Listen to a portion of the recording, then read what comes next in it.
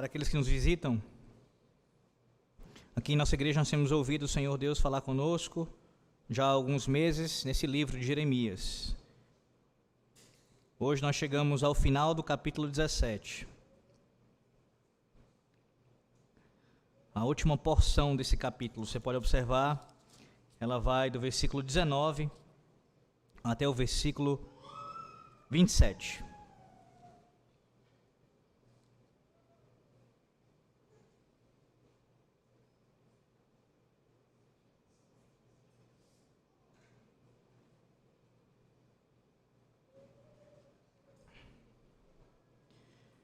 Bem, se você não ouviu o sermão da semana passada, em Jeremias, eu peço que assim que possível você escute-o, porque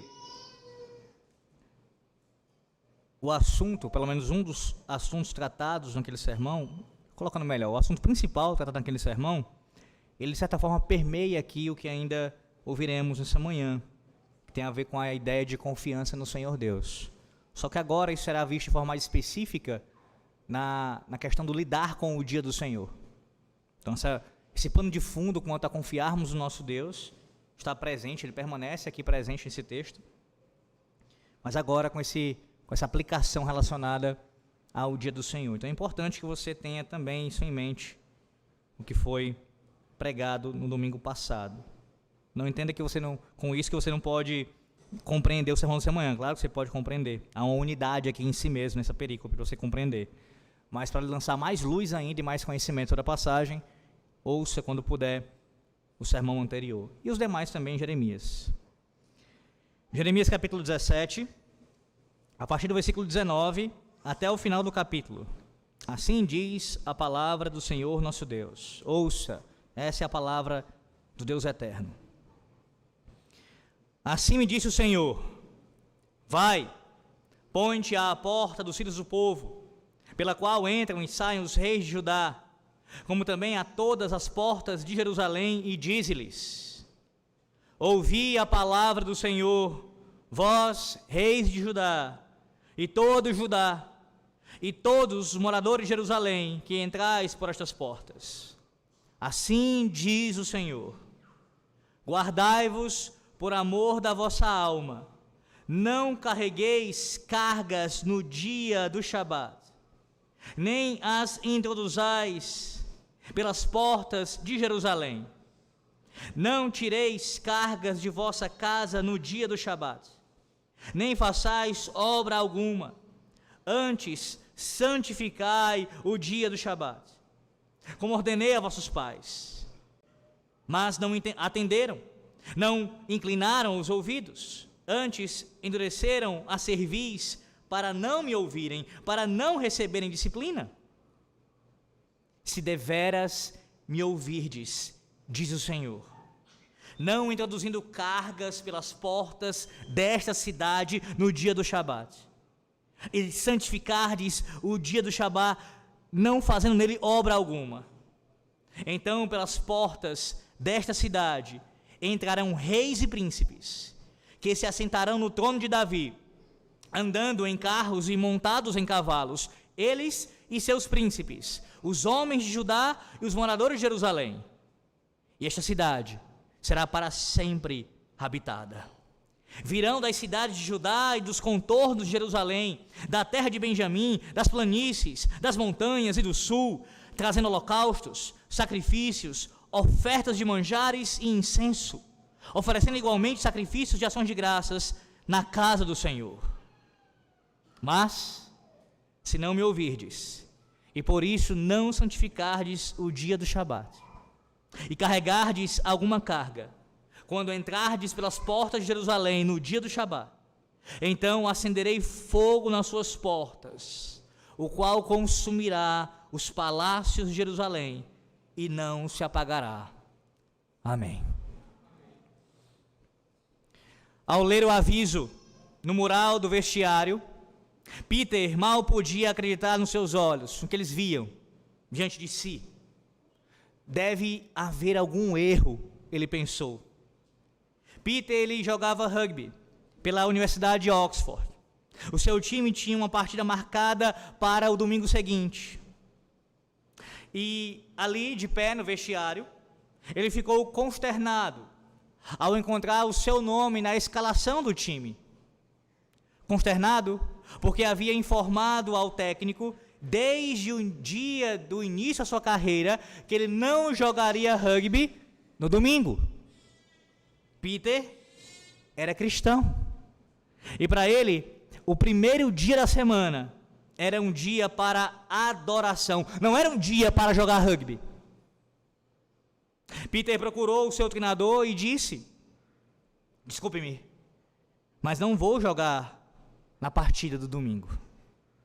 O treinador o retirou da escalação, mas então lhe deu a má notícia: você não jogará essa partida, mas também não jogará a outra, a próxima. E a próxima partida, irmãos, era uma partida muito mais importante. Foi um golpe esmagador para ele. A partida seguinte era um importantíssimo evento ali na Inglaterra. Além disso, era um modo, na verdade era o único modo para ele alcançar um prêmio específico ali, através daquele jogo. No jogo seguinte, no caso, que não cairia no domingo. De fato, quando a equipe foi anunciada, a escalação dela, Peter havia perdido a sua posição. Digo, quanto à partida que ele queria jogar, que não cairia no domingo, por não ter jogado o jogo no domingo. Embora ele tenha sido listado como reserva, não havia muita chance de entrar no jogo, porque só são permitidas substituições neste tipo de esporte em ferimentos gravíssimos. Mas enquanto ele assistia ao jogo na lateral do campo, um de seus companheiros caiu lesionado. Na providência de Deus, o jogador quebrou o tornozelo e precisou ser levado para fora do campo. O treinador do time dele, virou-se para o banco e chamou Peter, que entrou no jogo para ajudar a vencer e ganhar o seu prêmio. A pergunta é: o Senhor o abençoou porque ele santificou o dia do Senhor? Este homem que se recusou a jogar no domingo e por isso sofreu a penalidade de ficar de fora da próxima partida, que não cairia no domingo. Mas na providência de Deus pôde entrar, ajudar o time e ganhar um prêmio por causa disso. Isso aconteceu porque o Senhor o abençoou, e o Senhor abençoou porque ele santificou o dia do Senhor. Olha, meus irmãos, não tenha nenhuma dúvida quanto a isso, que Deus, na sua palavra, promete abençoar o seu povo, quando este trata de forma zelosa o seu santo dia. Quando guardamos com temor e tremor, quando descansamos no Senhor Jesus Cristo, nesse dia santo, nesse santo repouso, não tenha nenhuma dúvida que bênçãos sem medida caem sobre nós. À luz desse texto, do capítulo 17, versículos 19 ao 27, nós ouviremos o Senhor Deus falar conosco, que nós demonstramos confiança em nosso Deus quando guardamos o dia do Senhor como um santo repouso e descansamos em suas promessas pactuais. Sim, nós demonstramos confiança no Senhor nosso Deus quando guardamos o seu santo dia como um santo repouso, ao mesmo tempo que descansamos em suas promessas pactuais. Veja, o texto está claramente dividido. Do versículo 19 ao versículo 23, você tem aqui a santificação do Shabat. Ou, colocando de uma outra forma, a não santificação. A ordem para santificar, obviamente, mas a desobediência do povo é aqui demonstrada. Então você tem a santificação sendo ordenada, e na prática o povo desobedecendo quanto a isso, do 19 ao 23. E na segunda parte do texto, do 24 ao 27, você tem a recompensa da santificação do Shabat, do 24 ao 27. Percebe? Claramente dividido. De uma maneira muito evidente para nós aqui.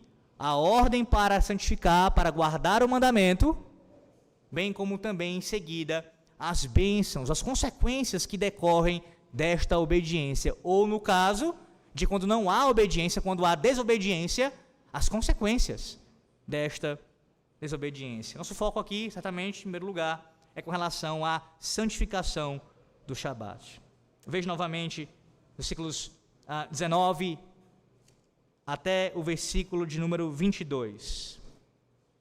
Assim me disse o Senhor: vai, ponte à porta dos filhos do povo, pela qual entram e saem os reis de Judá, como também a todas as portas de Jerusalém. E dize-lhes: ouvi a palavra do Senhor, vós, reis de Judá, e todo Judá, e todos os moradores de Jerusalém, que entrais por estas portas. Assim diz o Senhor: guardai-vos por amor da vossa alma, não carregueis cargas no dia do Shabá, nem as introduzais pelas portas de Jerusalém. Não tireis cargas de vossa casa no dia do Shabá, nem façais obra alguma.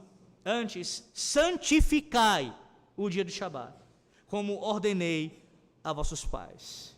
Veja, o final do capítulo 17 de Jeremias é sobre as bênçãos que chegam ao povo de Deus quando o povo da aliança honra o dia do Senhor. E Deus aqui nesse início aqui dessa perícope, ele manda Jeremias, o seu profeta, ir ao portão da cidade para transmitir a sua mensagem. E falar a plenos pulmões, declarando a todos, perceba como o texto deixa isso muito claro. Ele deve começar, sempre, é claro, se começa pela liderança, por aqueles que têm a obrigação não apenas de guardar o dia, mas de serem um modelo, o exemplo para o povo, e chama a atenção destes, para que ouçam com atenção a palavra de Yahvé, mas também ele diz que isso se aplica ao povo como um todo, não apenas aos reis, não apenas aos sacerdotes, não apenas à liderança, mas todo o povo, os homens, as mulheres, as crianças, têm a obrigação de ouvir o que Deus diz quanto a isso. E assim o é com relação a nós essa manhã. Ouvir com atenção, ouvir de forma reverente a palavra de Deus quanto a este assunto. No 7º dia da semana, isso na antiga aliança, os negócios ali, eles seguiam, meus irmãos, como de costume em Jerusalém. A palavra traduzida aqui por cargas, veja, o texto fala de cargas, se refere provavelmente a sacos ou jarros de grãos. Portanto, as pessoas estavam provavelmente levando cargas de grãos dos campos em derredor para vender às portas da cidade ou próximo a elas. Comércio no dia do Senhor. Os habitantes da cidade levavam os jarros vazios de casa, compravam o grão e voltavam para casa. As pessoas estavam indo e vindo com muitos produtos para a venda. Tinham transformado o dia da feira da alma num dia da feira dos comércios, dos negócios, materialmente falando. No lugar de ser um dia para a alma deles ser alimentada, nutrida e sustentada pela palavra do Senhor Deus, estava sendo mais um dia comum. Um dia como outro qualquer. Não era tratado por eles como o dia do descanso, o dia da cessação das obras ordinárias, comuns, mas um dia como um outro qualquer. Negociamos, trabalhamos, comercializamos, do 1º ao 6º dia, faremos também assim no 7º. E assim eles estavam fazendo, procedendo. Estavam tratando o dia do descanso como um dia para fazer compras e vendas. Veja, Neemias, tempos depois, enfrentou o mesmo problema em seus dias. Veja esse Neemias capítulo 13, versículo 15. Neemias 13, versículo 15, diz o texto sagrado: vi em Judá os que pisavam lagares no dia do Shabá e traziam trigo que carregavam sobre jumentos, como também vinho, uvas e figos e toda sorte de cargas que traziam a Jerusalém no dia do Shabat.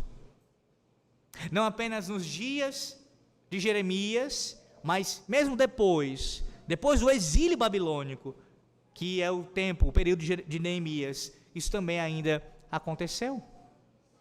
Esse tipo de atividade laboral, meus irmãos, e comercial, era uma violação, uma violação descarada do quarto mandamento.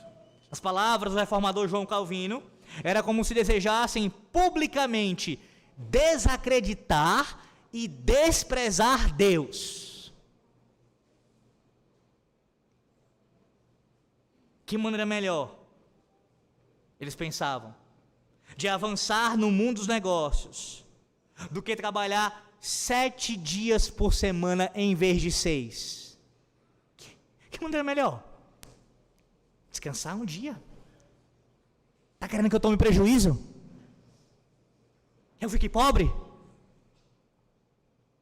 Ou seja, é uma tentativa, ainda que não explícita com as suas palavras, mas na prática o é, de demonstrar, de querer demonstrar ser mais sábio do que Deus.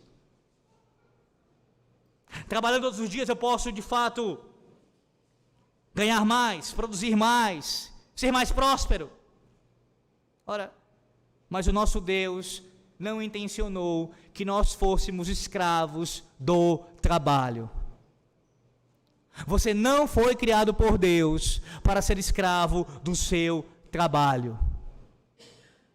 O Senhor Deus determinou, já há muito tempo, que o seu povo descansasse no dia que Ele abençoou e santificou com este fim, conforme é estipulado no quarto mandamento. Veja, o quarto mandamento, Êxodo capítulo 20, versículo 8 ao 11, Êxodo 20, versículo 8 ao 11. Lembra-te do dia de Shabá, para o santificar. 6 dias trabalharás e farás toda a tua obra, mas o 7º dia é o Shabá do Senhor teu Deus. Não farás nenhum trabalho, nem tu, nem o teu filho, nem a tua filha, nem o teu servo, nem a tua serva, nem o teu animal, nem o forasteiro às suas portas para dentro. Porque em 6 dias fez o Senhor os céus e a terra, o mar e tudo que neles há, e ao 7º dia descansou. Por isso o Senhor abençoou o dia de sábado e o santificou. Claramente o sábado, o Shabat, que o dia da aliança, o dia do repouso, fazia parte da aliança de Deus com o seu povo. E assim como a circuncisão separava o seu povo do restante do mundo, o Êxodo capítulo 20, versículo 8 a 11, que nos mostra aqui o quarto mandamento, é uma prova cabal contra qualquer tipo de ideia que se levante em atrelar a guarda de um dia meramente à aliança mosaica. Já há um grave problema com relação a isso, em ver a aliança mosaica substancialmente diferente das demais administrações do pacto, porque ela é essencialmente o pacto da graça, ainda que externamente hajam diferenças nas questões administrativas entre as administrações do pacto. Mas o próprio mandamento vai nos deixar claro, irmãos, qual é a razão do povo de Israel guardar. Ele remonta à criação, ele lembra o seu povo do modelo lá de Gênesis capítulo 2, o que Deus fez no capítulo 1, nos 6 dias da criação, e aí no início do capítulo 2, o capítulo 2 abre falando exatamente sobre o descanso de Yahvé, e aqui é a base primária para esse descanso acontecer, porque Deus abençoou, porque Deus santificou, Deus separou um dia dentre 7, para este dia ser um santo repouso. O modelo divino, em outras palavras, é a razão primária para nós guardarmos o seu dia.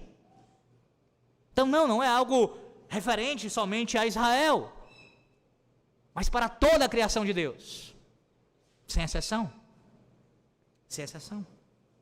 De acordo com um estudioso, esse padrão de uma semana contínua de 7 dias e a interrupção do trabalho no último dia da semana é totalmente singular no Antigo Oriente Próximo e deve ser visto como um fenômeno genuinamente israelita. Ele atrela aí somente a questão de Israel. E aí ele erra ainda mais em seguida quando diz assim: a origem e o propósito original dessa singular divisão da semana é desconhecida. É desconhecida para ele, mas para nós ela é revelada. Nós sabemos o porquê que um dia entre 7 deve existir descanso, cessação das obras, parar do trabalho. Porque Deus assim o fez. Foi Deus quem estabeleceu isso. Esse padrão é divino, meus irmãos.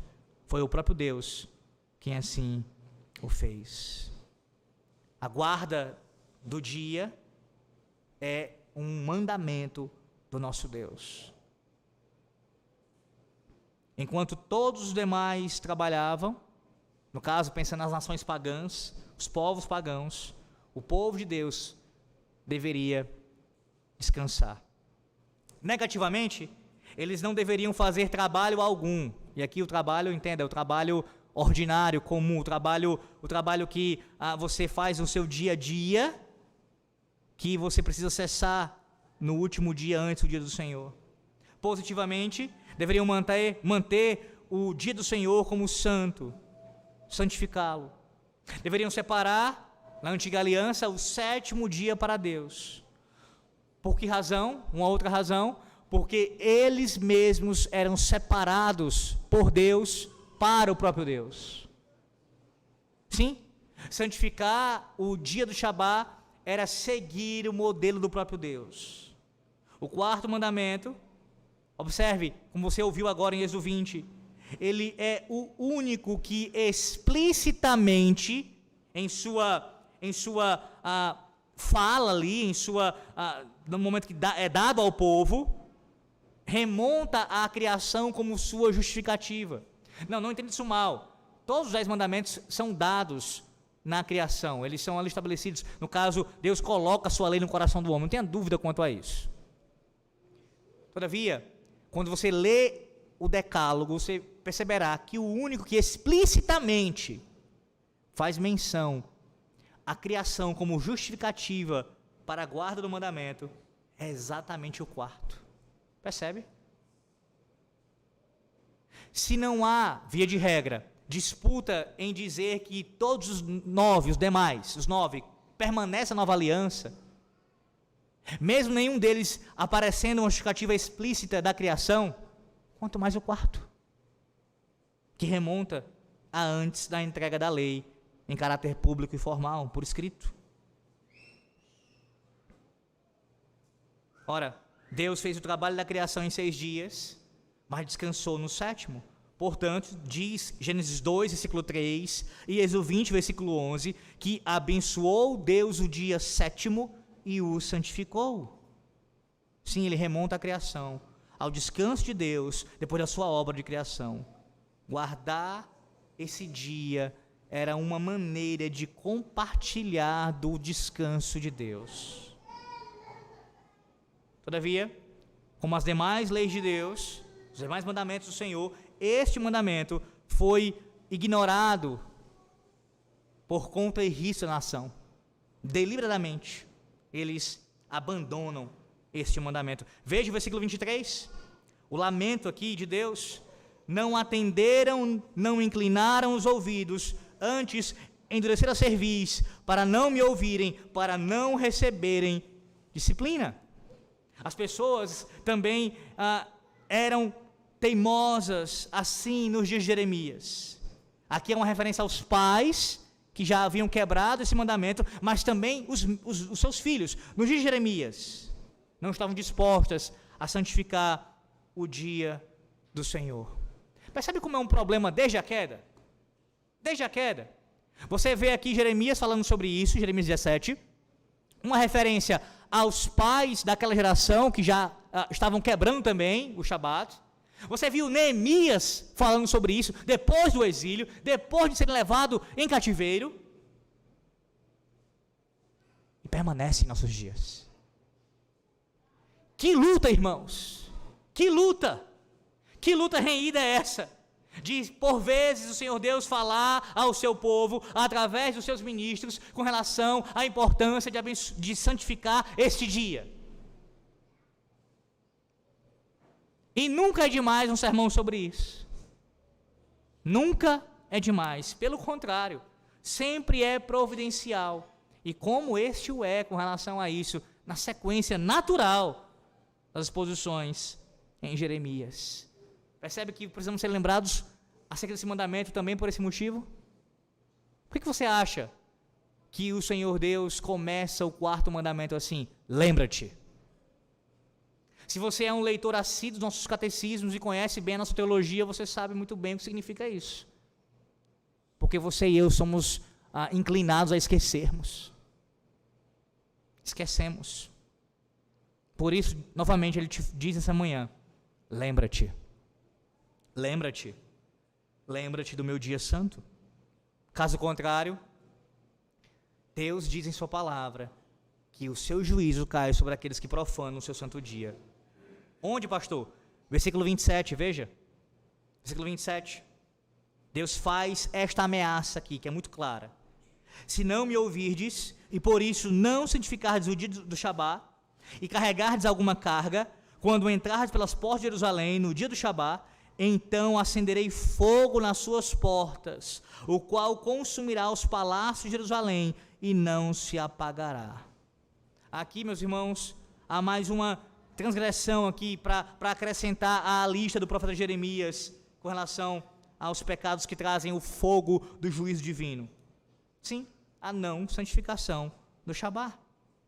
Na sessão de abertura de Jeremias capítulo 17, você pode ver depois com calma, do versículo 1 ao versículo 4, a idolatria do povo de Deus, do povo de Judá, acende um fogo metafórico, ou seja, em Deus, a sua ira já foi vista no capítulo 17, no seu início, como sendo descrita como um fogo que consome.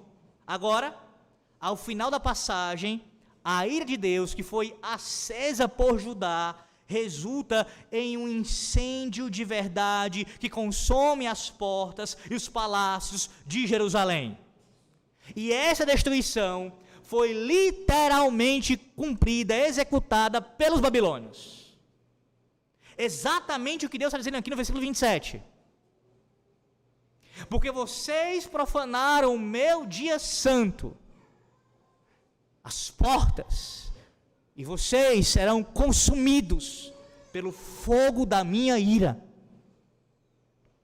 Agora, para pensar um pouco com relação a isso, medite nas implicações disso. Basicamente, o que Deus está dizendo, alertando o seu povo, é que Ele vai castigá-lo, porque eles comercializam no seu santo dia. E aí eu quero que você pense no seguinte argumento que alguns utilizam, né? Que como não tem como argumentar biblicamente, eles têm que atacar a pessoa.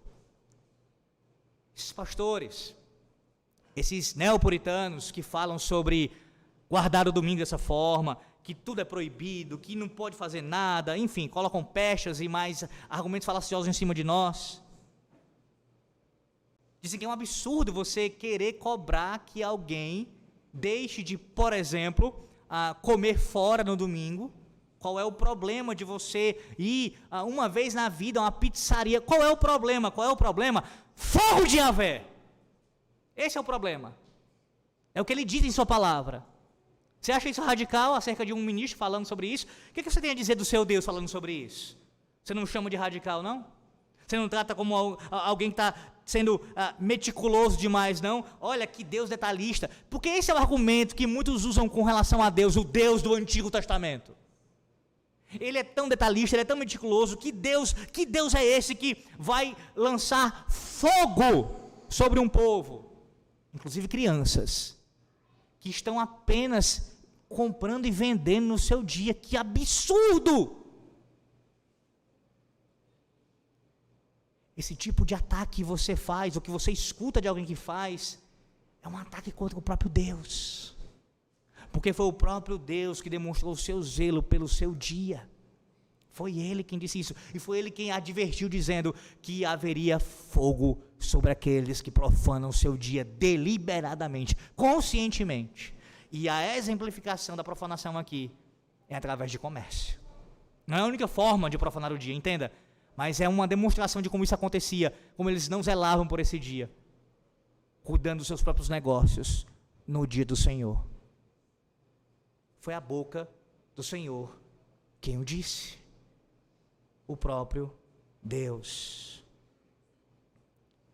Precisamos tratar com muita seriedade, meus irmãos, o juízo do Senhor, sobre aqueles que deliberadamente não santificam o seu dia, com muita seriedade.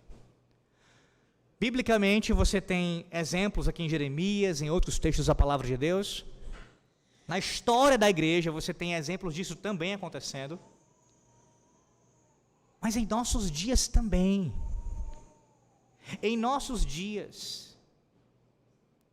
Eu conheço não um caso apenas, mas vários.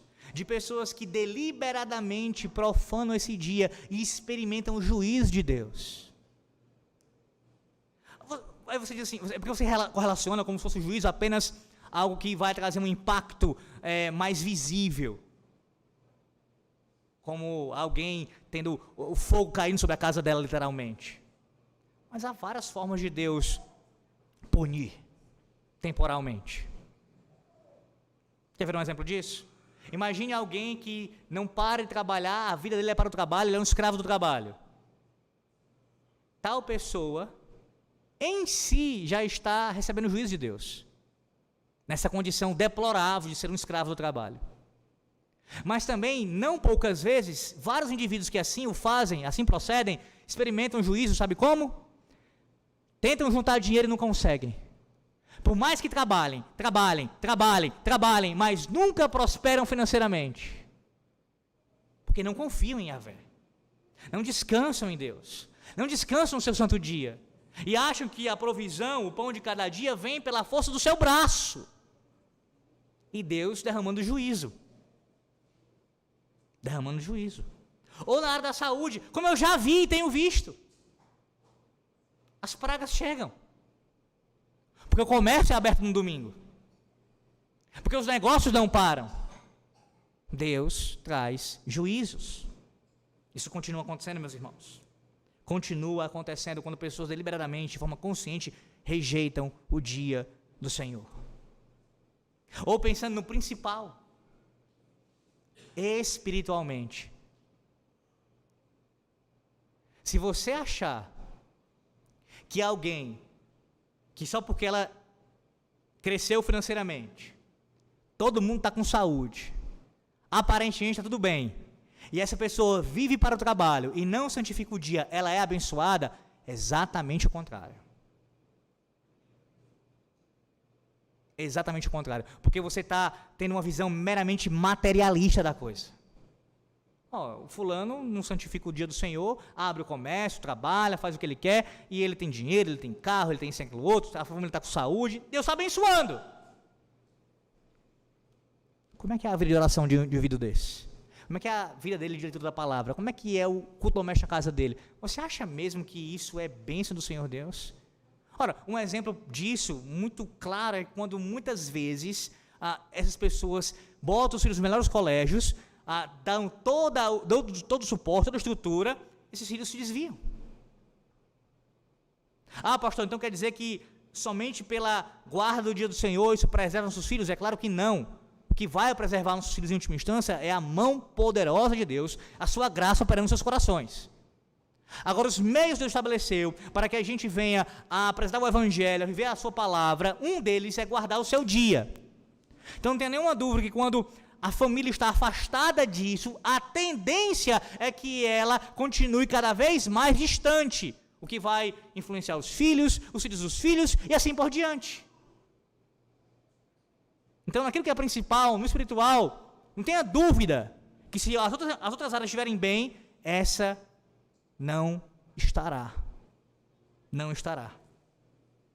Ou então, se você crê que ela estará, a despeito disso, você está dizendo que Deus é mentiroso, a sua palavra é mentirosa. Porque Ele mesmo, Ele abençoou um dia, Ele o separou e o santificou, para que nós venhamos, dentre outras coisas, a crescer em nossa santificação. E aí o indivíduo é mais sábio do que Deus, né? Não, eu posso passar vários domingos sem aparecer na igreja e eu vou continuar caminhando bem com Cristo aqui e servindo a Ele no meu testemunho. Mentiroso! Mentiroso, você não vai conseguir fazer isso. Você não vai conseguir fazer isso. Isso é uma demonstração de soberba, quando alguém pensa dessa maneira e expressa esse pensamento. Você não vai conseguir fazer isso. Não vai. Pelo contrário, você estará cada vez mais fácil de ser capturado pelo diabo, por esse mundo e pelo próprio pecado que habita no seu coração. Mas veja, esses são alguns exemplos de juízo do Senhor, demonstração da sua ira e indignação com relação à quebra do seu dia, e isso deve ser muito claro para nós essa manhã, para que gere temor em nossos corações, a gente possa, assim, clamar a Deus por misericórdia, que a gente venha amar mais a Ele o seu santo dia. Mas há um contraste. Não são apenas maldições anunciadas, antes que alguém de forma leviana jogue a pecha, né?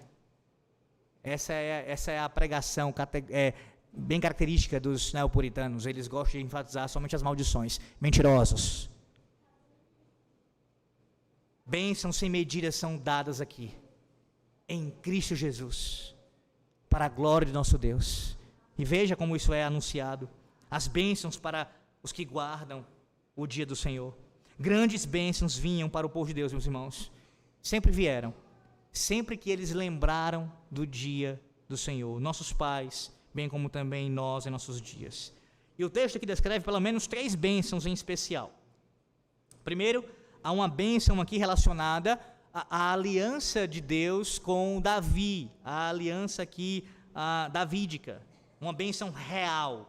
Versículos 24 e 25, observe. Se deveras me ouvirdes, diz o Senhor, não introduzindo cargas pelas portas da cidade no dia do Shabá, e santificar o dia do Shabá, não fazendo nele obra alguma, então pelas portas desta cidade entrarão reis e príncipes, que se assentarão no trono de Davi, andando em carros e montados em cavalos, eles seus príncipes, os homens de Judá e os moradores de Jerusalém, e esta cidade será para sempre habitada. Ora, o povo que havia decidido que santificar o Shabá não era muito importante para eles, não era uma coisa que deveriam se considerar, o próprio Deus demonstra aqui como isso é importante para o Senhor. Na verdade, isso tinha a ver naquele contexto da antiga aliança, com a própria sobrevivência da monarquia, que repousava, estava ligada à guarda do dia do Senhor. O 4º mandamento servia para eles, também nesse sentido serve para nós, como um barômetro espiritual. Um teste de lealdade da aliança. A pergunta era: Israel amava a Deus o suficiente para reservar um dia para ele? Só haveria um rei no trono de Davi, desde que guardassem o dia do Senhor. Até mesmo a força do exército do rei, seus príncipes, seus cavalos, suas carruagens, dependia, tudo isso, da santificação do dia do Senhor. Há uma alusão aqui, meus irmãos, à promessa de Deus a Davi, lá na aliança que ele estabeleceu com o seu servo, em 2 Samuel, capítulo 7, do versículo 1 ao versículo 17. E Deus aqui suporta com paciência a idolatria prolongada e a má liderança desastrosa que se repete com o rei de Judá, por causa da sua promessa a Davi. Percebe que, no ato de Deus lembrar o seu povo das suas promessas pactuais, nesse caso aqui ligado à monarquia, você percebe a misericórdia divina, não apenas no sentido de que ele iria abençoar o seu povo, que voltasse para o seu dia com reverência, com atenção, mas também é vista essa misericórdia no fato de que Deus está demonstrando que Ele sustenta, que Ele é longânimo em assim considerar o seu povo, de retardar o seu juízo e não derramar logo o seu juízo por causa do que Ele prometeu a Davi. E mesmo quando Ele viesse a derramar o juízo contra o povo, como Ele faria e fez de fato, o fogo caindo sobre o povo, ainda assim restaria um remanescente fiel. Porque o povo tinha méritos? Porque teve um punhado de gente, Jeremias e mais alguns, que guardaram? Não! Por causa da fidelidade pactual de Yahvé. Porque Deus sustenta o que Ele diz. Nós somos mentirosos. Nós não guardamos fielmente. Nós não zelamos pelo seu dia com santificação. Mas Deus o faz. Ele mantém a sua palavra. Ele mantém a sua fidelidade pactual. E nada pode abalá-la. Nada. Absolutamente nada. Nem os teus e os meus pecados. Não podem. Em segundo lugar, Deus prometeu uma bênção cívica aqui. Veja, versículo 25, parte B. Se Jerusalém honrasse o dia do Senhor, seria para sempre habitada. As portas da cidade permaneceriam abertas para as pessoas irem e virem com seus produtos. Jerusalém se tornaria uma morada permanente para o povo de Deus. E como isso é importante ressaltarmos nessa manhã. a guarda dos mandamentos de Deus, ou colocando de outra maneira, quando a lei de Deus governa uma nação, quando ela é a constituição de um povo, quando isso acontece e há zelo por essa guarda em Cristo, dessa lei, bênçãos sem medida caem sobre a população, civilmente falando. Quando o domingo é honrado na nova aliança, o dia do Senhor é assim lembrado. O povo como um todo, os cidadãos de um país são abençoados. Terceiro, Deus prometeu uma bênção nacional, que tem a ver com isso, que eu acabei de falar, mas veja, ela se estende para além dos limites ali geográficos daquela terra. As bênçãos do Shabá se estenderiam para além dos muros de Jerusalém, alcançando toda a nação, não apenas a cidade, mas toda a nação, até mesmo aqueles vindo de outros lugares. Veja, versículo 26. Virão das cidades de Judá e dos contornos de Jerusalém, da terra de Benjamim, das planícies, das montanhas e do sul, trazendo holocaustos, sacrifícios, ofertas de manjares e incenso, oferecendo igualmente sacrifícios de ações de graças na casa do Senhor. Há um ensino aqui importantíssimo quanto a isso. A adoração verdadeira a Deus, vou repetir, a adoração verdadeira a Deus é contagiosa. Sim, há algo de infeccioso, como um vírus. Quando uma congregação procura zelosamente, uma igreja local, procura adorar a Deus como Ele ordenou, nos termos do pacto, com alegria e reverência, outras pessoas começam a ouvir sobre isso. Quando ouvem sobre isso, querem vir e ver, e quando vêm, querem participar. Foi exatamente o que aconteceu aqui, as promessas nesse sentido, Deus falando pelo profeta que outros viriam a Jerusalém, iriam adorar a Deus, guardar o seu dia como Ele ordenou, toda a nação voltaria para casa para render louvores e honras a Deus, se tão somente Jerusalém santificasse o Shabá. Isso aconteceu depois, e veja, exatamente o que acontece também em nossos dias. Ou não tem sido essa a nossa realidade local? Para a glória de Deus e por sua graça soberana. Quantos daqui dessa igreja local não vieram do norte, do nordeste, de outros estados, outras cidades, ou pensando mesmo geograficamente dentro de Fortaleza, de bairros distantes? Por quê? Por quê?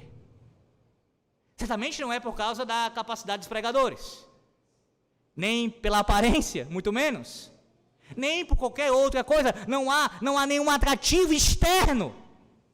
Não há. Não, porque o bairro é um bairro de elite em nossa capital. Não é! Porque existe um papel, existe uma sala aqui especial para as crianças, um trabalho específico. Não tem! Não, porque eles seguem um calendário rigidamente litúrgico e fazem festas e mais festas. Não há! Qual a explicação para você ser membro dessa igreja? Qual a explicação? Qual é a explicação de haver um desejo no seu coração sincero de querer cultuar aqui? Qual é? Se não é o fato de que Deus, em sua misericórdia, abençoa essa igreja local com a sua palavra. Onde o culto desta igreja é regulado pela palavra de Deus. Onde o seu santo dia aqui é tratado com respeito e reverência. Até mesmo são passivas disciplinas aqueles que quebram esse dia. Aqui nessa igreja local. Essa é a razão. Percebe como as bênçãos do pacto, anunciadas na antiga aliança, essas bênçãos aqui, descritas aqui, têm implicações na nova aliança e você experimenta e nem se dá conta delas muitas vezes. O fato de Deus trazer você de longe para congregar aqui é uma demonstração da bondade de Yahvé com relação à obediência imperfeita desta igreja em relação aos seus mandamentos. Não é porque o conselho e a junta diaconal, não, existe uma obediência tão grande que aí a gente, não há méritos em nós, em nenhum de nós. mas a obediência imperfeita dos mandamentos de Deus, inclusive do quarto, Deus em sua graça resolve abençoar este povo. Que bênção maravilhosa, meus irmãos. Que bênção maravilhosa. Não para nos acharmos melhores do que os demais, pelo contrário. Pelo contrário. Toda a glória seja dada a Deus e somente a Deus. Se aqui temos um culto que procura ser bíblico, uma igreja que zela pelo dia do Senhor e assim por diante, é porque Deus tem nos concedido isso, por sua graça. Mas não desatrele, não separe isso, de fato, sim, ao zelo pelo dia do Senhor. Isso está ligado, porque no texto isso mostra para nós, isso é mostrado para nós. Tudo ligado aqui à questão de santificar o dia do Senhor. Enquanto em outros lugares, as razões são muitas para se procurar uma igreja, inclusive coisas que eu já ouvi daqui. Deixarei essa igreja e procurarei outra igreja presbiteriana, porque lá o rigor para com a guarda do dia não é tão grande como nessa igreja. Quando Deus, a sua palavra, mostra que zelar pelo seu dia de forma santa e reverente atrai as suas bênçãos. Dentre elas, numericamente, o povo crescendo. Não de forma deslocada. Venham, sem fazer catecumenato. Venham, serão membros. Venham, sem serem catequizados. Venham, de qualquer jeito. A vida toda errada, divórcio, tudo. Venham.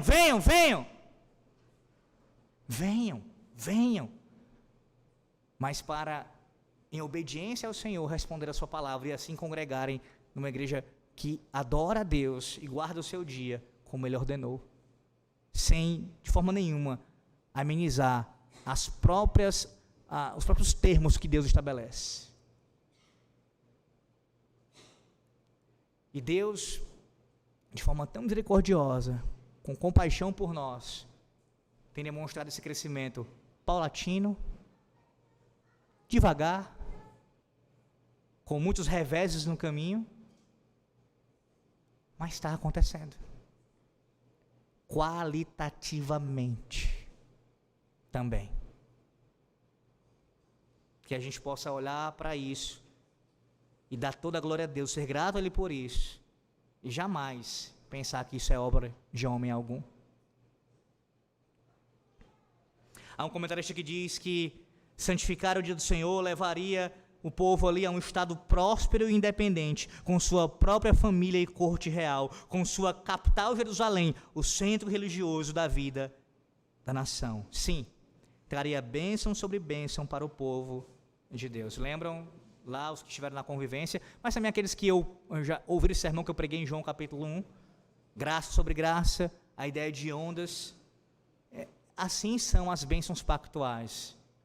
Deus derrama como ondas, bênçãos e mais bênçãos para o seu povo em Cristo Jesus. E há bênçãos que estão relacionadas à guarda do seu dia santo. Você ouve tudo isso e diz, mas pastor, peraí, eu ainda tenho dificuldades, e pode ser assim o seu caso, em entender como pode um cristão receber bênçãos ligadas ao sábado. Como assim? O sétimo dia?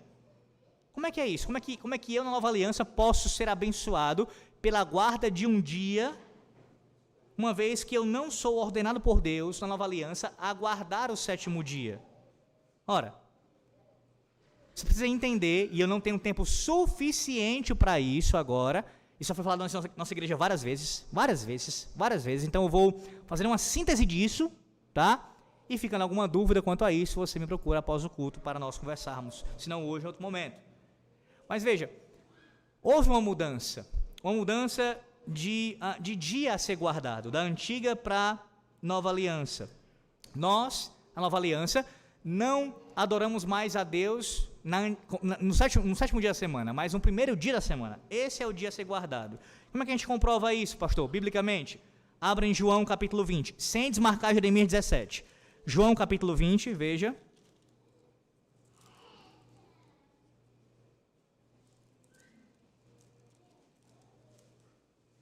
Observe a transição aqui. João 20, versículo 1. No primeiro dia da semana, Maria Madalena foi ao sepulcro de madrugada, sendo ainda escuro, e viu que a pedra estava revolvida. Você sabe que esse texto está falando da ressurreição de Cristo. Aqui na sua tradução aparece a expressão primeiro dia da semana. De fato, foi no primeiro dia da semana. Mas no original grego aparece a palavra sábado. A palavra para descanso. Descanso. No dia do descanso na nova aliança. Seria essa a ideia. Ainda em João capítulo 20, veja o versículo 19. Ao cair da tarde daquele dia, do mesmo dia, o primeiro dia da semana, trancadas as portas da casa onde estavam os discípulos com medo dos judeus, veio Jesus, pôs-se no meio e disse-lhes: paz seja convosco. Versículo 26 agora. Passados 8 dias, ou seja, no próximo primeiro dia da semana, no seguinte, estavam outra vez ali reunidos os seus discípulos, e Tomé com eles, estando as portas trancadas, veio Jesus, pôs-se no meio e disse-lhes: paz seja convosco. Pastor, onde é que a gente vê isso aqui? Vamos lá, para resumir isso. Primeiro que a ressurreição acontece no primeiro dia da semana. E como você sabe, você já aprendeu, pelo menos a maioria aqui já aprendeu sobre isso, Deus não faz nada sem propósito. Aconteceu porque tinha que acontecer, podia ser a segunda, podia ser a terça, não, de forma nenhuma. De forma nenhuma. Quando Jesus ressuscita no primeiro dia da semana, isso tem uma razão de ser. E a razão aqui está ligada a isso. A continuidade da guarda de um dia, mas que agora é mudado para o primeiro dia da semana. O primeiro dia da semana. O padrão, ele é percebido não apenas na ressurreição, mas o aparecimento. Jesus surge sempre após a sua ressurreição, no primeiro dia da semana. E o autor bíblico, ele dá esse destaque. No primeiro dia da semana. Passados 8 dias. Mostrando que agora há um padrão.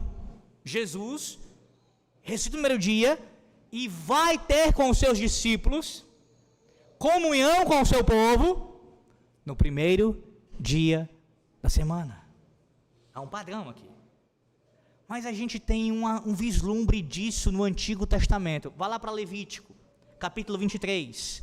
Levítico, capítulo 23. Por favor, olhe isso. Levítico 23.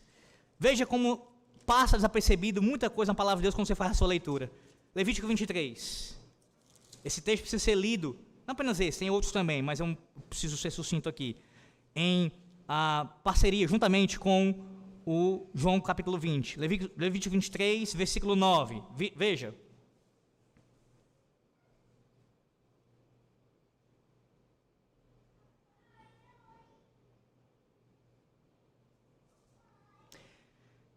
Disse mais o Senhor a Moisés: fala aos filhos de Israel e diz-lhes: quando entrares na terra que vos dou, e cegares a sua messe, então trareis o molho das primícias da vossa messe ao sacerdote. Este moverá o molho perante o Senhor, para que sejais aceitos. No dia imediato ao sábado,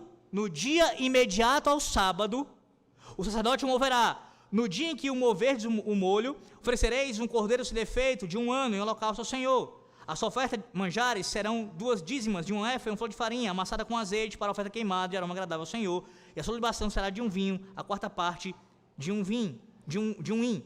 Não comereis pão, nem trigo torrado, nem espigas verdes, até o dia em que trouxerdes a oferta ao vosso Deus.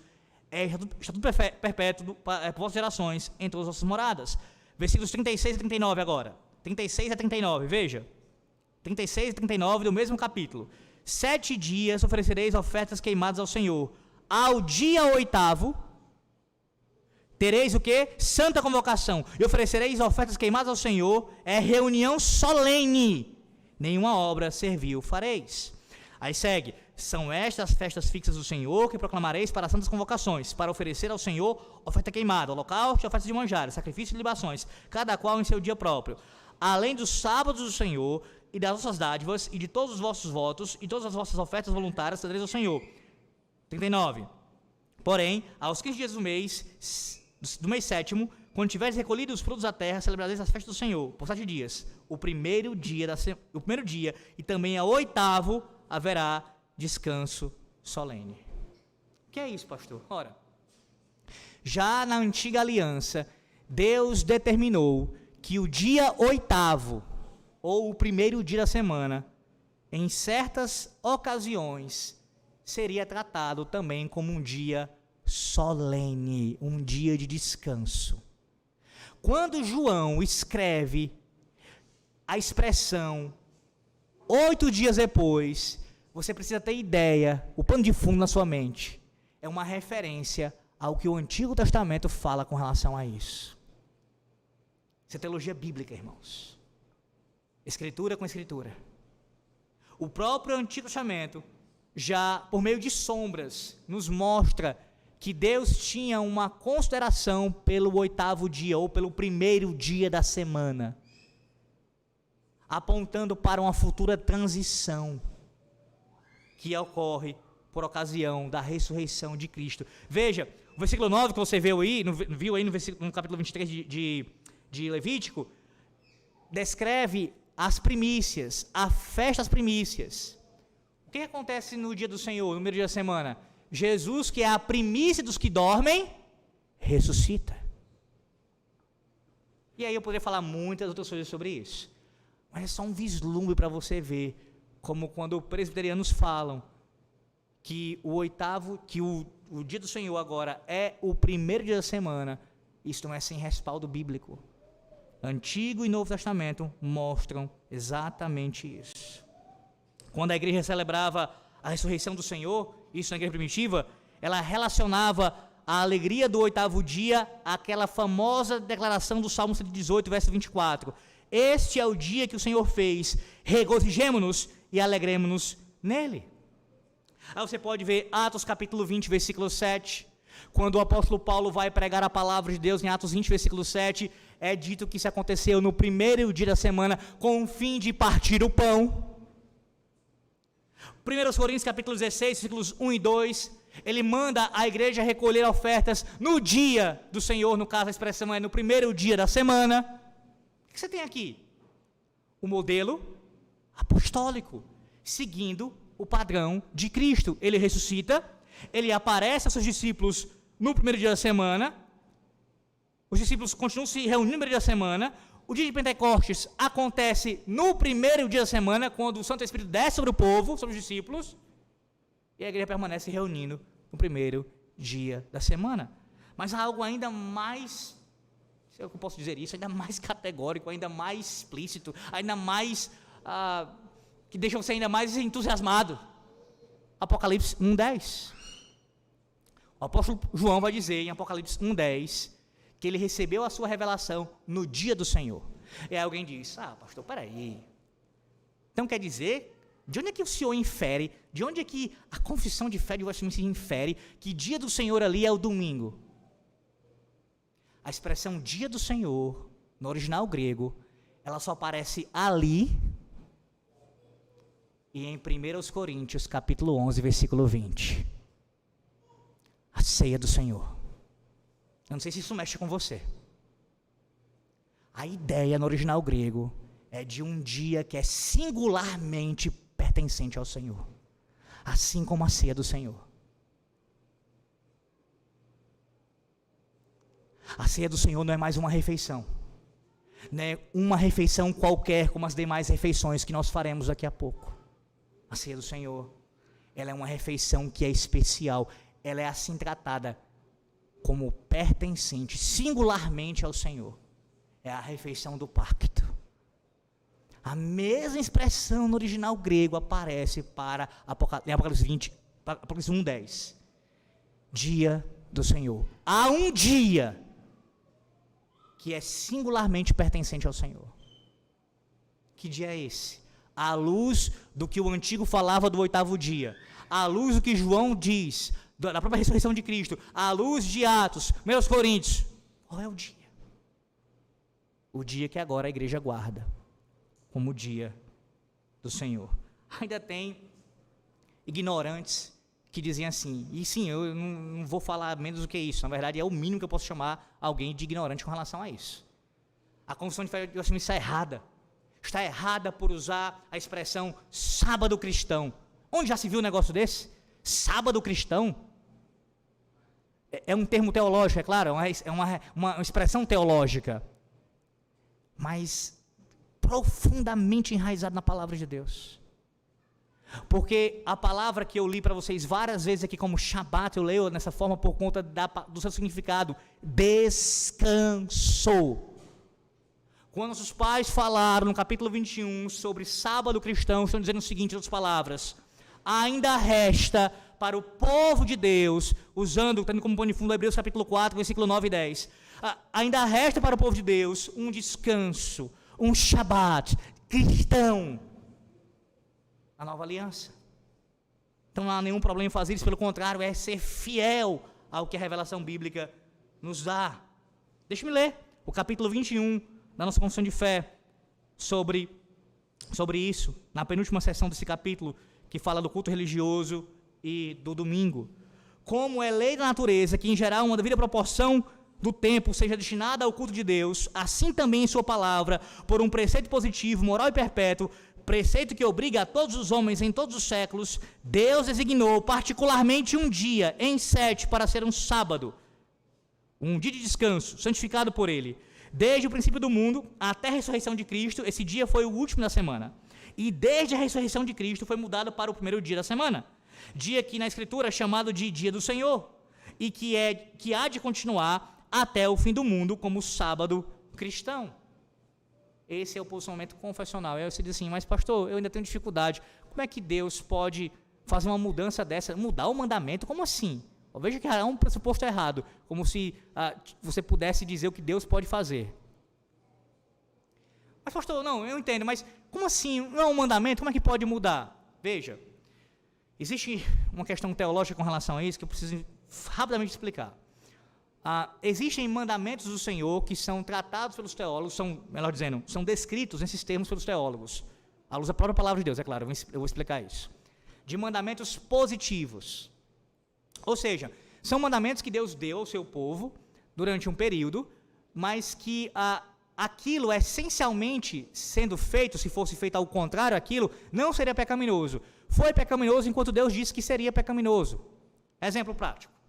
Quando Deus diz que Adão e Eva, que Adão não poderia comer do fruto ali, que ele proibiu, não pode comer desse fruto, não é que essencialmente comer do fruto era pecaminoso. Não havia nada de mal, de ruim no fruto em si. Tudo que Deus fez foi bom. Mas quando Deus dá uma ordem e proíbe, descumprir passa a ser pecaminoso. Então é nesse sentido que é um mandamento positivo. São leis que Deus deu durante um período e que se você desobedecer essa lei naquele período, um outro exemplo, as dietas, as leis dietéticas da antiga aliança, várias proibições, não podem comer isso, não podem comer aquilo, não podem comer carne de porco. Por quê? Porque se comesse, aquilo seria de fato pecado. Mas aquilo em Cristo foi cumprido e já não mais permanece. Foi por um tempo, um mandamento positivo. Se descumprir, seria pecaminoso naquele período. Mas depois que foi cumprido, já não há mais continuidade disso. Essencialmente, aquilo não era algo de caráter moral, diferente dos 10 mandamentos. No 4º mandamento, existe um elemento positivo, o dia a ser guardado. Qual é o princípio moral? Um dia em 7, Deus separou para ser um santo repouso. Um dia que deve ser inteiramente guardado, santificado, porque Deus o abençoou. Mas qual dia dos 7 será? Deus tem toda a liberdade, soberanamente, de assim mudá-lo, porque é um mandamento positivo. Na antiga aliança era o 7º, na nova passa a ser o primeiro dia da semana. Por não fazer diferenciação entre mandamento moral e mandamento positivo, muitos caem na esparrela de considerar o 4º mandamento inteiramente cerimonial, inteiramente positivo. Mas não, ele é essencialmente moral. Mas tem um aspecto que é positivo. O dia a ser guardado, que podia ser mudado, e de fato foi na nova aliança. Mas o princípio permanece. Um dia em 7, agora o primeiro dia da semana, que o próprio Deus determinou para ser guardado. Deixar isso bem claro. O dia foi mudado pelo próprio Deus. Não é porque que você entende que o dia a ser guardado é de caráter positivo, que Deus permite a igreja escolher o dia. Vai ser a segunda, vai ser a quinta, nosso dia do Senhor aqui. Não, o próprio Deus nos mostra no Novo Testamento que Ele mudou para o primeiro dia. E esse deve ser, assim, guardado por nós. E aí levanta alguns questionamentos, eu preciso ser mais rápido aqui. Pastor, como é que a gente guarda o dia do Senhor? Aplicações bem práticas quanto a isso. Primeiro, o dia do Senhor, meus irmãos, é um dia para culto solene, para adoração a Deus. Na verdade, culto solene, culto público, bem como também para adoração particular. Como os puritanos gostavam de dizer, o primeiro dia da semana, o dia do Senhor, é o dia da feira da alma. Você deixa suas cargas de lado, os seus negócios materiais de lado, para a sua alma vir ao mercado. É a sua alma que vem ao mercado se alimentar de Deus. No seu comentário sobre o livro de João, o pastor presbiteriano James Boyce, ele enumera não menos que 11 eventos que ocorreram no primeiro dia da semana. E veja alguns deles. Primeiro, no primeiro dia da semana, Jesus ressuscitou dos mortos e subiu ao céu. No primeiro dia da semana, o Cristo ressuscitado apareceu pela primeira vez aos discípulos, partiu o pão com eles e abriu as suas mentes para que pudessem compreender todas as coisas ali presentes na sua revelação, na palavra de Deus. No primeiro dia, diz Boyce ainda, Jesus designou os discípulos, para eles, a tarefa da evangelização do mundo, lhes concedeu o seu Santo Espírito. Também foi no primeiro dia que o apóstolo Pedro pregou o evangelho a todas as nações do mundo. Sim, o dia do Senhor, o primeiro dia da semana, é um dia para todos esses tipos de adoração. É um dia para nós celebrarmos a ressurreição de Cristo. Toda vez que você chega ao dia do Senhor, no dia do Senhor e vem cultuar a Deus, deve ter isso em mente. Hoje é o dia que o meu Senhor ressuscitou dos mortos. Todo domingo é Páscoa. Todo domingo é, de fato, um dia de festa, porque a Páscoa, assim como as demais festas da Antiga Aliança, apontavam para essa realidade. O dia do Senhor também é um dia para nós nos assentarmos à sua mesa e dele comermos e bebermos, como pela graça do Senhor faremos daqui a pouco. É um dia para a sua palavra ser aberta, lida publicamente e proclamada aos quatro ventos, para que todos ouçam o Evangelho da Graça. Não é somente um dia para descanso, mas é um dia de atividade de adoração, comunhão, estudo da palavra, evangelização. É impressionante como as pessoas se queixam de não terem dia. Um dia para poderem estudar a palavra, um dia para terem ali um momento maior com seus irmãos. Olha, Deus lhe deu o dia dele para que você pudesse gastar o seu tempo em tudo isso. Orar, ler a palavra, ler bons livros teológicos, devocionais e assim por diante. O dia do Senhor também é um dia maravilhoso, ainda mais propício para o culto doméstico, para o culto privado, para a oração, para a catequese, o catecismo com as crianças. Também é um dia maravilhoso para convidar outras pessoas a prestarem culto juntamente com você. Sim, os seus vizinhos, ou os seus familiares, para virem à igreja e ouvirem o Evangelho.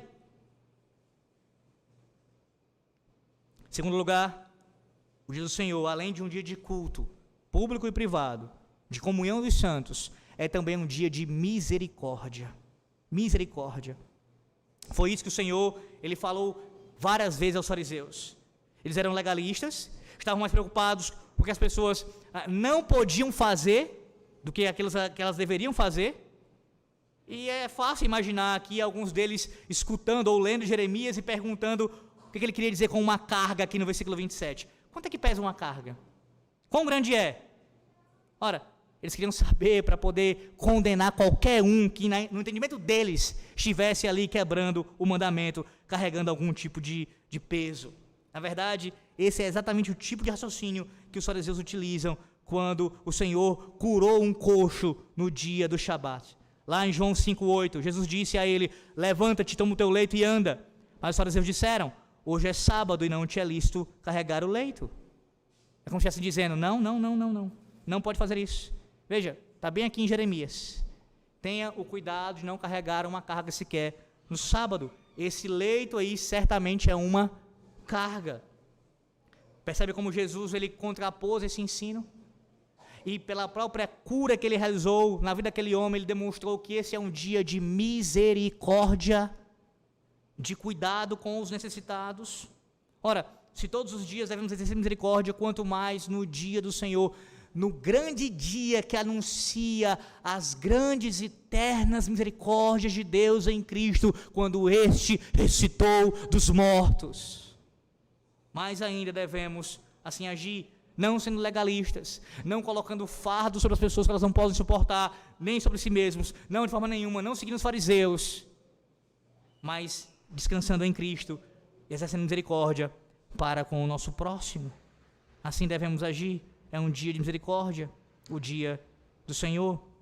Nosso catecismo, o breve catecismo diz assim, na pergunta 60, as obras de pura necessidade e misericórdia, uma expressão que aparece lá, esse dia deve ser dedicado para isso, para culto público, privado e também para as obras de misericórdia e necessidade. Há um puritano chamado Ezekiel Hopkins que diz o seguinte sobre isso: apesar desse descanso e cessação de trabalho que são exigidos no dia do Senhor, 3 tipos de obras ainda podem e devem ser realizados. E aí eu vou dizer como eu peguei aqui a citação e ela é bem didática para você guardar. O dia do Senhor é um dia para quê? Piedade, necessidade e caridade. Obras de piedade, necessidade e caridade. O dia do Senhor é um dia para isso. Dia de misericórdia. De dar comida ao faminto, de chamar para sua casa aqueles que não têm o que comer. Nós todos somos distantes disso, irmãos. Distantes disso.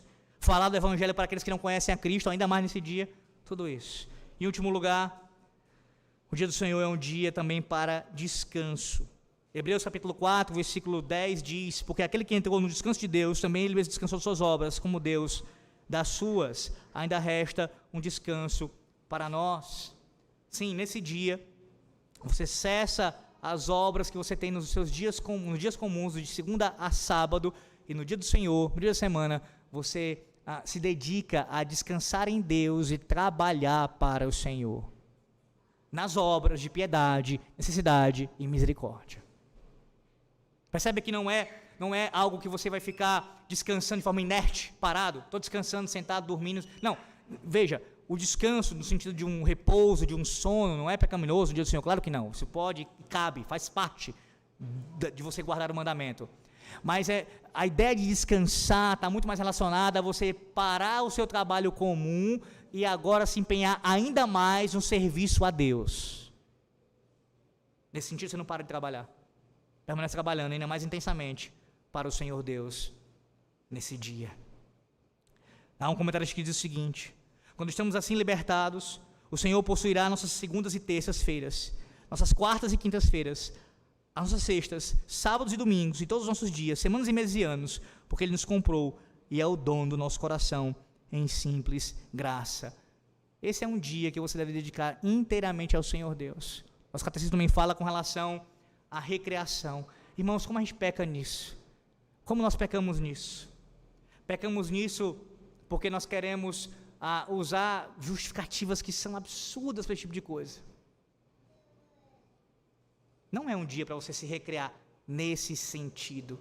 Claro que é um dia de alegria. É um dia que você vai se divertir em Cristo nesse sentido, tá? Espiritualmente. Mas as recreações do dia a dia, como praticar um esporte, eu citei aqui no início, como assistir TV, como ouvir ou assistir jogos do seu time, tudo isso é condenado pelo 4º mandamento, no dia do Senhor. Não é um dia para isso. Não é. Não é. E eu repito o que eu falei com relação às advertências do Senhor. A palavra de Deus é clara quanto a isso. Deus disciplina o seu povo quando profana o seu dia. Mais uma vez está sendo dito para vocês publicamente. Aqueles que deliberadamente, de forma contumaz, não guardarem o dia do Senhor, com o que eu estou citando sobre recreações e qualquer outra coisa, certamente provarão a mão do Senhor Deus. Inclusive em termos de disciplina eclesiástica. Dia de descanso. Não seja conduzido apenas pelo temor, pelo medo da advertência do juízo, não. Que de fato produza no seu coração tudo isso. Mas pelo deleite, pelo prazer principalmente. Ou não é mais saboroso para você, não é mais deleitoso para você estar aqui ouvindo Deus falar com você, tomar da ceia, estar com seus irmãos, do que ouvir qualquer outra coisa lá fora?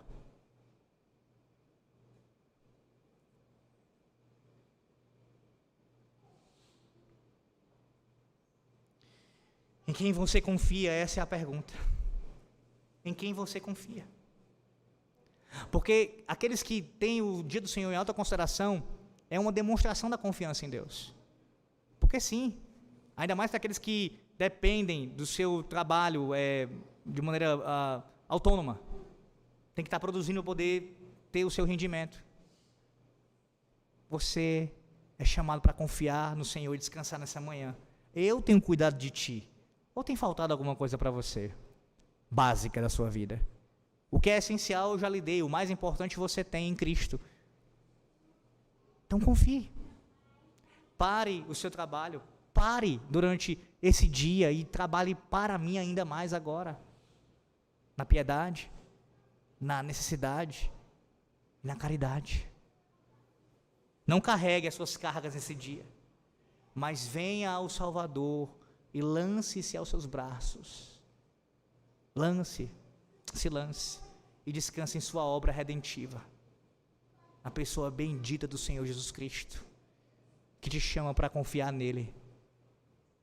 Todos nós somos quebradores do quarto mandamento, irmãos. Todos nós profanamos esse dia, pecamos de alguma maneira. Nem por isso nos dá o direito de permanecermos assim e de forma deliberada continuar tratando de forma a esquecer do mandamento. Pelo contrário, se você conhece o Senhor, se você está em Cristo, cada vez que você escuta uma pregação como essa sobre o quarto mandamento, o desejo de querer guardá-lo ainda mais fielmente ao Senhor só aumenta no seu coração, mesmo sabendo que essa obediência é imperfeita. E aí você faz o quê? Confia em Cristo. Confie no Senhor. Ele cumpriu esse mandamento no seu lugar e no meu lugar, perfeitamente. E por causa dos seus méritos, da sua justiça perfeita, é que nós somos recebidos pelo nosso Pai. Porque Ele guardou o dia do Senhor, e não nós. Confie no Senhor, e você experimentará certamente as bênçãos do pacto da graça. Amém.